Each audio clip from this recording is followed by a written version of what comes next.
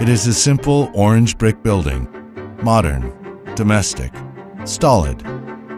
Everyday pedestrians stroll past, unaware that the Grand Majestic, with its concierge, its doormen, its hallmen and porters, was home to one of the most brazen attempted murders in New York history.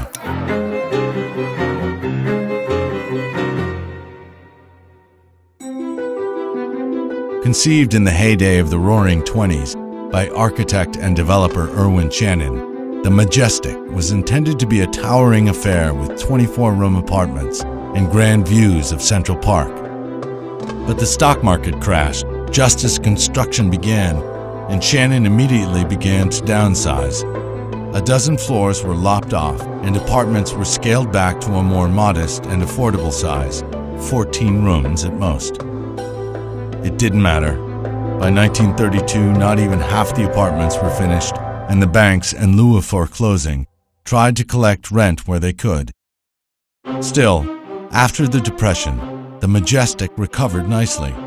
Milton Berle, Walter Winchell, and Zero Mostel all lived there, but their notoriety was eclipsed by residents like Meyer Lansky, Lucky Luciano, and Frank Costello, who was almost gunned down in the Majestic lobby.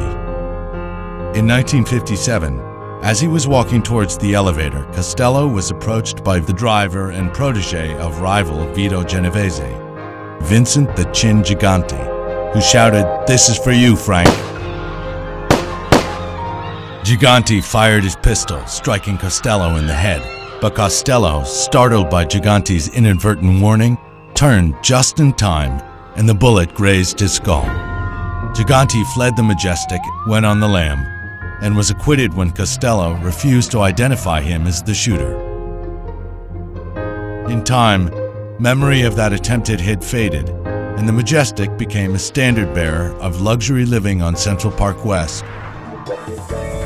In 1997, Ian Schrager, the legendary nightclub and hotel impresario, bought 2 penthouse apartments for the then record-setting price of $9 million and combined them. Schrager hired Philippe Starck to design the interiors, which included a 1-ton bathtub. To get it up to the 19th floor, one lane of Central Park West had to be closed while it was lifted with a construction crane. But Schrager never moved in. He divorced his wife and sold the apartment for $12.3 million. A few years later, the same apartment was sold again to Susan Soros, ex-wife of billionaire George Soros, for $25 million. Last year, Soros put it on the market for $50 million. If only Irwin Shannon had lived long enough, he might have avoided foreclosure.